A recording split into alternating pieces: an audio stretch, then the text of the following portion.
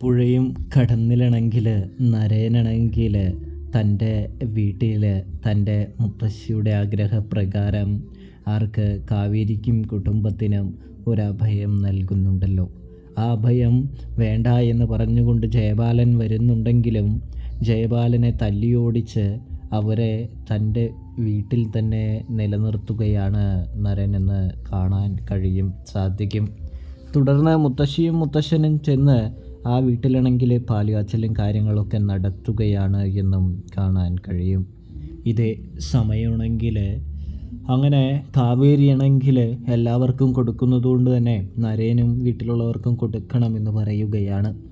അപ്പോൾ കൊടുത്തോളാനായിട്ട് മുത്തശ്ശി പറയുമ്പോൾ നമ്മുടെ നരേന് പാല് കൊടുക്കാനായിട്ട് കാച്ചിയ പാല് കൊടുക്കാനായിട്ട് നമ്മുടെ കാവേരി ചെല്ലുമ്പോൾ നരേനാണെങ്കിൽ മൈൻഡ് ചെയ്യാതെയും ഒടുവിൽ പാല് തട്ടിക്കളഞ്ഞുകൊണ്ടും പോകുന്ന കാഴ്ച കാണാം.